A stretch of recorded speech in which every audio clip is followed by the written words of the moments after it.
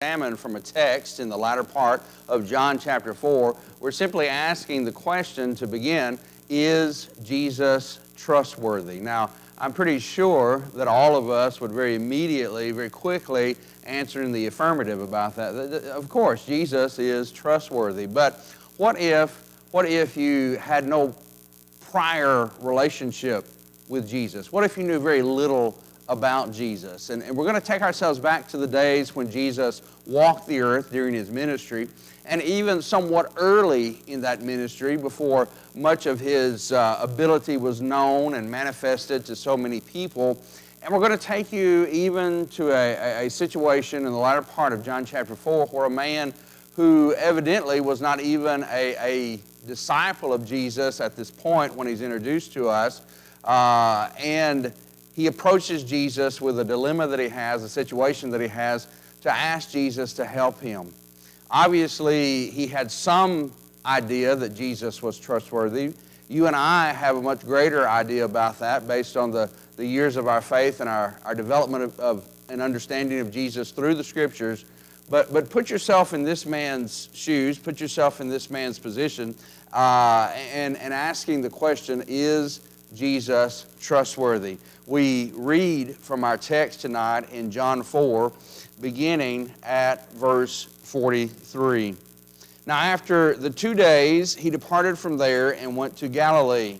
For Jesus himself testified that a prophet has no honor in his own country. So when he came to Galilee, the Galileans received him, having seen all the things he did in Jerusalem at the feast, for they also had gone to the feast. So Jesus came again to Cana of Galilee. We saw him there in John 2. But he came again to Cana of Galilee, where he had made water wine. And there was a certain nobleman whose son was sick at Capernaum. When he heard that Jesus had come out of Judea into Galilee, he, the nobleman, went to him and implored him to come down and heal his son, for he was at the point of death. Jesus said to him, unless you people, and it's plural there apparently, he's not just addressing the man and singling him out by himself, but making a broader statement, unless all of you, unless you people, there's a plural there in the original, unless you see signs and wonders, you will by no means believe. The nobleman said to him, Sir, come down before my child dies. Jesus said to him, Go your way, your son lives. So the man believed the word that Jesus spoke to him, and he went his way. And as he was now going down, his servants met him and told him, saying, Your son lives. Then he inquired of them the hour when he got better. And they said to him, Yesterday at the 7th hour the fever left him. So the father knew that it was at the same hour in which Jesus said to him, Your son lives. And he himself believed, and his whole household. This again was the second sign Jesus did when he had come out of Judea into Galilee. As we develop this topic tonight, we see this nobleman is a man who apparently had no connection with Jesus, and at least as far as being a disciple, like many of the others that we are familiar with in Jesus' ministry, who eventually would become his apostles. But in this particular text, in his desperation for the life of his son, who is at the point of death, he approaches Jesus and asks Jesus to help him, to heal him.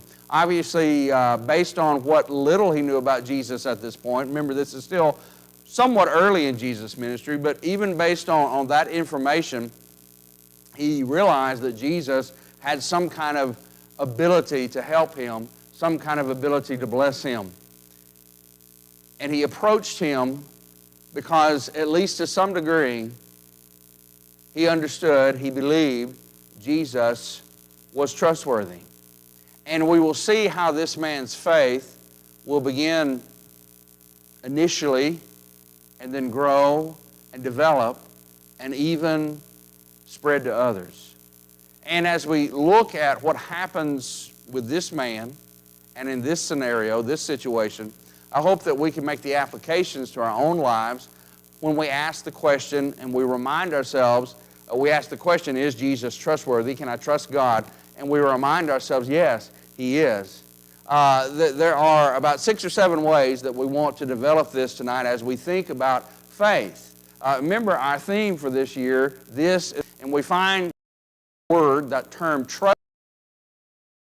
trustworthy, several times in the Scriptures, especially in the New Testament. And it is basically very synonymous with the word we also find in the Bible, faith. Sometimes it depends on the context, how it is translated, but often trust and faith come from the same word, or at least a derivative of the same root word. And so tonight we're asking the question, since our endeavor this year is to study different lessons throughout the year about trustworthy. Is Jesus trustworthy? Where is my faith in Jesus? What kind of faith do I have in Jesus? And I think there are many lessons we can learn from the nobleman in John chapter 4. So let's dig in and jump in and see what we can learn. Number one, there is the beginning of faith. Again, we have no significant reason to believe that this man was a disciple in the same way that Peter and James and John and some of the others were disciples of Jesus. But he had heard of Jesus, and perhaps he thought Jesus could heal him. And notice when he addresses Jesus, such as verse 49, he simply calls him Sir. He doesn't say Messiah or teacher or anything like that. He just calls him Sir, a very respectful term. He has respect for Jesus, but this is sort of the beginning point, the germination of this man's faith, because he had such a desperate family need. His son was not only sick, the New King James Version translates it, his son was at the point of death. Just almost as somewhat of a side note, we have to see here that sorrow does not respect persons. He was a nobleman. Perhaps he had a position in the administration of King Agrippa. Maybe he worked with King Herod. It's not a lot of the details are given there. But perhaps he was very prominent, a nobleman. Perhaps he was also very wealthy. Most of the noblemen of Jesus' day were wealthy. But irrespective of his status, irrespective of his position in society, sorrow, tragedy, is knocking at his door. And we see that it is not about how much money we have or our status in society that determines some of our blessings or even our sorrow. The man's position did not safeguard him or prevent him from enduring things like this, but rather than making it a point where he simply became hardened of heart, turned against God, turned against anything that was spiritual in nature, it sparked a beginning, a germination of faith with him. That maybe this one who works these miracles, maybe this one who maybe he had heard claimed to be the Son of God, or perhaps was aware that there was something bubbling around him about the Messiah and the chosen one of God and so on. Jesus had not formally declared that, at least to the vast public yet. But something there, rather than turning this man away from a spiritual solution, began to move him toward a spiritual solution. That's the beginning of faith. That's the germination of faith. But now, number two, let's think about the approach of his faith. And we see that it involved direct action on his part. No third party involved here. The nobleman did not send someone else to request Jesus. The nobleman did not send a sum of money to pay for the services of Jesus. The nobleman directly himself came to Jesus. You may recall sometimes when perhaps we were in elementary school and maybe you had a crush on that guy or you had a crush on that girl, but you were too timid to approach that other individual, And so you got a third party to intervene, a mutual friend. And so it was rough being that mutual friend because you had to keep going back between, do you like him? Does he like me? And so you're going back and forth like that. No third party here. This man, in the approach of his faith, directly himself personally went to Jesus. So notice, even at this stage of our understanding of faith, and how very initial this man's faith is beginning to grow and develop, and will grow so much more as we work through this lesson, it still involved action. It involved behavior. He acted on what he believed. And the same is still true for you and me today. And I want you to notice, even though he was a nobleman, a man who could have afforded many things, a man who could have bought many things, a man who could have bought the services of someone like Jesus, the text tells us in verse 47 that he implored.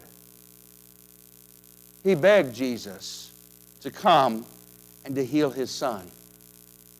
You hear the desperation, the sincerity, the earnestness of the approach of his faith. You see, as we are developing and our faith is growing and we're moving toward the trust of Jesus and determining that he is trustworthy, there must be an earnestness.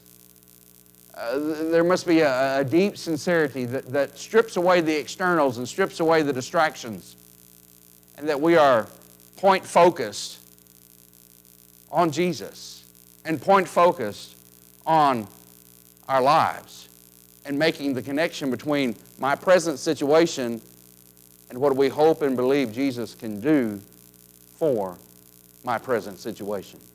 So there is the beginning of his faith, the approach of his faith, and number three, a very unusual response from Jesus, and we're going to simply call this the rebuke of faith. When Jesus begs the man, when the man begs and implores Jesus, in verse 47, come and help me, Jesus in verse 48 appears to almost brush him off.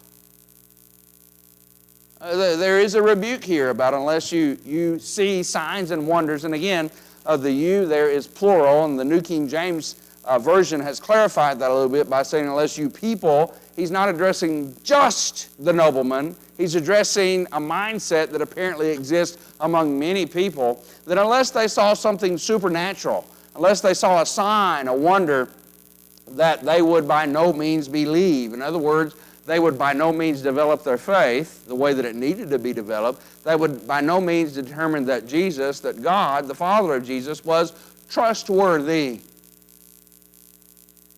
But why?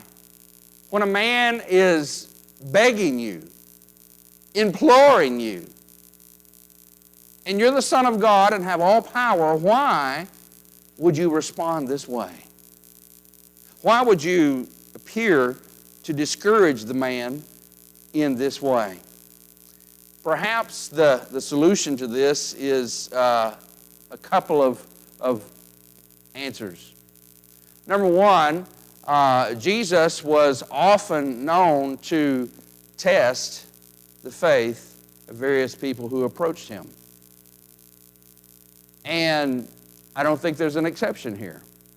Jesus is testing this man's faith. Even though it's still tender, it's still young, Jesus knew exactly how to deal with this person. Jesus knew exactly what to say, the tone of voice to say it in, and the approach with this man to take, because he knew his heart. And he knew the faith that was there, but it needed to be stimulated a little more. And so Jesus, on one level, was testing his faith. And after all, we have to stop and think for just a moment that sometimes the testing of our faith brings out the best, doesn't it? We may not look forward to it.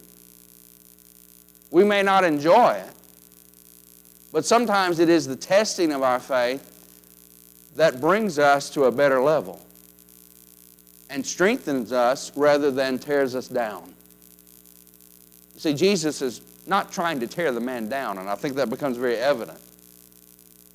But in response to Jesus telling the man what he did, I think there's another avenue that we need to explore for just a moment as we think about the rebuke of faith. And it seems to be implied, perhaps, that this man simply wanted the miracle. And that he was more focused on the miracle. He was focused, of course, on the healing of his son. But he thought the only way it could be done is if Jesus came there and Jesus performed a miracle like he was known to have done already on a few occasions. And perhaps Jesus is addressing an underlying thought process in the man's mind that needed to be clarified and rectified. Because perhaps it is the case that this nobleman is putting more faith in the miracle than in the one who could perform the miracle. The faith did not need to be so much in the miracle, and perhaps this man's faith was more in the miracle than in the one who would perform the miracle. We'll develop that a little more and look at it from a little different angle in a latter point here in a moment. But let those thoughts roll around in your mind as we consider Jesus' response that we are saying in this third point is a rebuke of faith. It implied apparently the man's faith would really not grow. He would really not trust Jesus unless he saw a miracle. Unless he saw Jesus do this. And we know ultimately that Jesus will supernaturally heal the man's son, but the man won't see Jesus do it, will he really? The man will not come, Jesus will not come to the man's house and do something that the man visibly sees right there. He only hears Jesus speak. He sees nothing that could be classified as supernatural. It's almost like it's done behind the scenes. So he's wanting the man's faith to blossom even without visibly seeing a miracle performed before his very eyes. He's testing his faith because he wants the man's faith to be not so much in the miracle, but in the one who had the power, to perform the miracle. Number 4, we will see there is the reward of faith. There is the rebuke, but then there is the reward, because after Jesus says what he does in verse 48, the nobleman still, I think, very earnestly, very sincerely, still with an imploring, begging tone of voice says, "Sir, come down before my child dies." He says, this is my number one concern, and this is why I've come to you. And Jesus now responds to him almost simplistically, "Go your way, your son lives." And then the next thing that we read, so the man believed the word Jesus spoke to him and went his way. Now, that took a lot of faith. If my son was at the point of death, if my child was at the point of death, and I was convinced in a fairly strong way that Jesus, this man that I'm talking to, had the power, had the ability to heal him, that I needed to bring him to my son for this to occur, and then this man says, "Go your way, your son is healed," I haven't made the connection between the man and my son. I haven't seen Jesus approach my son and say anything to my son. In fact, the distance from where Jesus was when he was approached by the nobleman and the nobleman's son in Capernaum is estimated fairly accurately to be between 16 to 20 miles. About a day's journey for most folks in that time frame. It took a tremendous amount of faith for him to take Jesus at his word and to leave again, to return home. A very long journey, 16 to 20 miles, we can drive that in just a few minutes. That was not the case in 2,000 years ago. Now he must go, not yet knowing tangibly what had happened, But having heard Jesus, and it says he believed him. He believed Jesus had done something. Jesus did not have to be physically present to perform something supernatural or the miracle. He could heal over this distance. And he was wanting the man to see that Jesus had this ability and that he would have this reward of faith. The nobleman would not be put off. He would not be discouraged. He would not be turned away. And he would repeat his request because his faith was growing. It was tested and it was growing. And it was becoming more urgent. And now Jesus makes the very positive affirmation, your son lives. And so here's this reward of faith. And so let's merge into a fifth point, and that is the development of faith. Because he comes in with the beginning of faith, as we talked about a moment ago. There's this reward of faith, but now his faith will develop. It will begin to flourish. It will begin to grow because he has to take Jesus at his word. Now, with the development of faith, he is compelled to understand and show real faith. He's not just coming to hire a sensationalist. He has come to believe in the power of the one that he has just spoken with. And the statement that Jesus made was intended to help build the man's faith, not destroy it. Jesus knew how to do this because he knew the man's heart.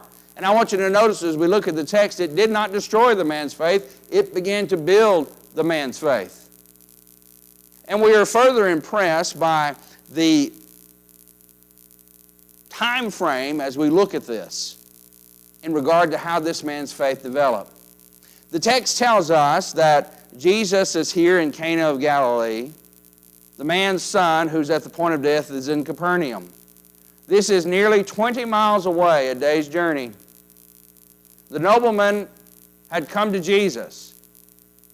But then, when he believes that Jesus has healed his son, and we're talking about the development of faith, he now will return home to find his son well. However, because he has spent a day in the journey there, apparently he is unable to return that same day.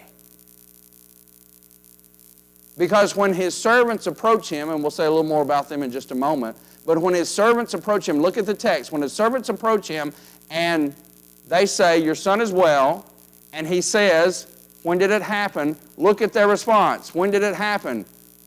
Yesterday. This is the next day. You know what that means? This man, somewhere between Cana and Capernaum, had to stop. It was nightfall. He was tired. The animal he was likely riding on was tired. And he had to stay the night, still not knowing with his own eyes the tangible answer that his faith was leading him to believe. His faith is developing. How well did he rest that night? I can't answer that question, but he had confidence. He believed. He was going his way, and perhaps he rested better than we might think, because his faith was developing. Now he was compelled to show real faith, true faith, and to take Jesus at his word. He believed the healing had happened before he saw it with his own eyes. You and I, in our development of faith with the Lord, must believe the things that God has done, even though sometimes we may not see them with our own eyes. You may recall that when Thomas said that he would not believe that Jesus had risen from the dead unless, he saw the nail prints and he saw the injuries that Jesus sustained from the crucifixion. He would not believe unless he saw those things. And then when Jesus finally appeared to Thomas, when he was there in that upper room the second time with the other disciples, that Jesus approaches him and says, look at my injuries, look and feel of these injuries, know that I'm real. Do not be disbelieving, but believing. Thomas, when he sees these and knows it, he says, my Lord and my God, makes that great confession, my Lord and my God. And you remember what Jesus says to him? Thomas, you're blessed because you have seen and believed, but there are also blessings for those what? Remember what he says? Those who have not seen, yet what? Believe. That's the development of faith. And long before Thomas found himself in that scenario, the nobleman has not seen, yet believes. Remember our question? Is Jesus trustworthy? This man was coming to the conclusion that he was. But do we have more to say? Number 6, the confirmation of his faith. The confirmation of his faith. The nobleman is met by his servants, who no doubt in their great joy and excitement, they take off, the next day to find the nobleman, only to meet him returning home. They have no idea what has happened. They just know that he was at the point of death and suddenly he's better. There's no implication here at all that the healing and the restoration of this son's health was gradual. In fact, the implication very strongly is that it was instantaneous. At this hour is when it happened. Not that he began to feel a little better, before he went to bed that night and the next morning he was feeling great, but at this hour is when it happened. When they told the nobleman these facts. And you notice they mentioned the hour very specifically because he asked, when did it happen? It only served as what? Confirmation. Confirmation, because he knew that's when he was with Jesus, and he knew that's when Jesus said, your son lives. Go home. And so there's this great and tremendous confirmation. All the details, even the time element, confirm his faith. And as a result of that, when you look at verse 53, he knew that's when the hour was. He knew that's when all this took place. And he himself, look at the last sentence in verse 53, and he himself believed. He may not have been a disciple prior to this point, but I think he became one at this point. Now he believes in Jesus. You see, as we said a moment ago, perhaps one of the reasons Jesus says what he does and reacts initially the way that he does is because there's this mindset among many of the people that they believed more in the miracle than in the one who had the power to perform the miracle. Well, now this nobleman, you see, before he believed about Jesus, but now he believes in Jesus. Before he had heard of Jesus, now he knows Jesus. There's a confirmation of the faith that there is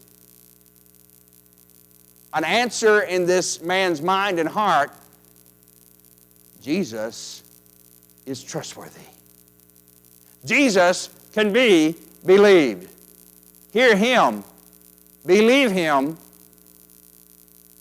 and he didn't even have to see any of it happen. When it happened, he heard and he believed, and then he saw. And that only served to confirm all the more what Jesus had said. We hear the words of Jesus. We see the actions of Jesus, and that confirms all the more that He is trustworthy. But now, number 7, our last point to make as we have analyzed this text, number 7, is the spread of faith.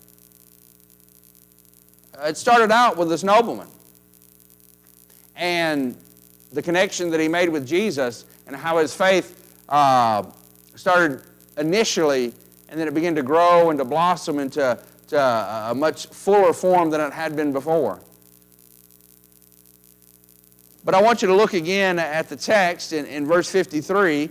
In the last part it says, and he himself believed, as we read a moment ago, but we didn't finish reading it.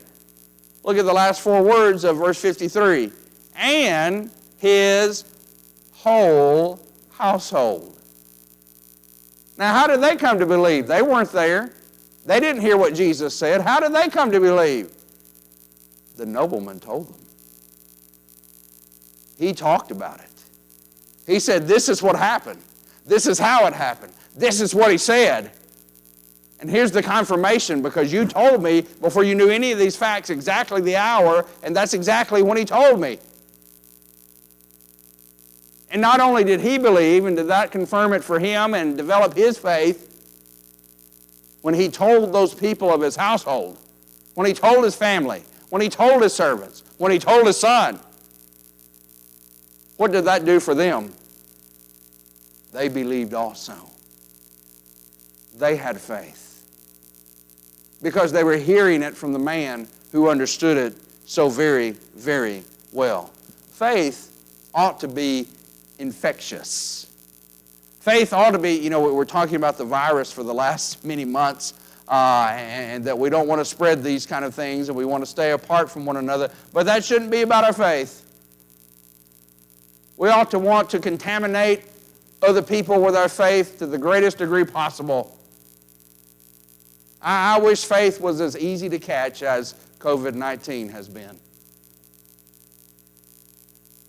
And we see that his household believed, and you understand the power of faith, the spread of faith.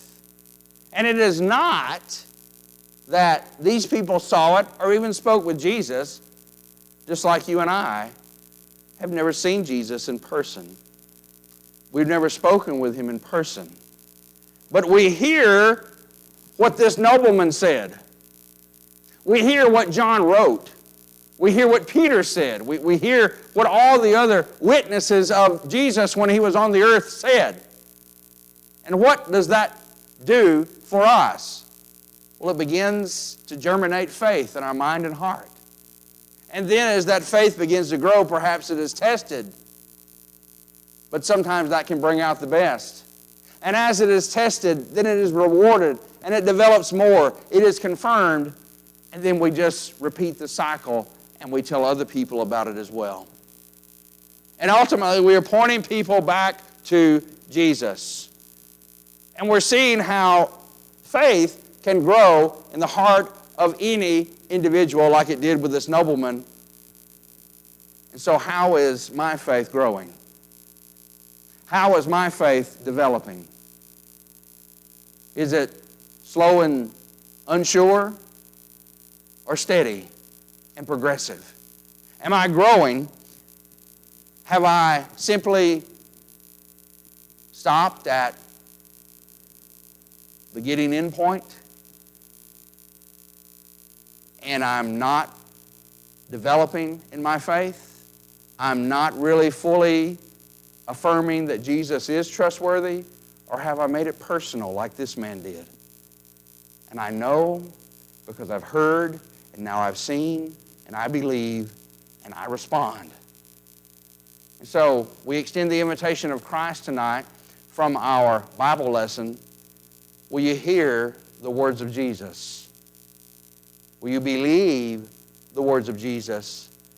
Will you respond and obey the words of Jesus? Jesus said, he who believes and is baptized, immersed, shall be saved.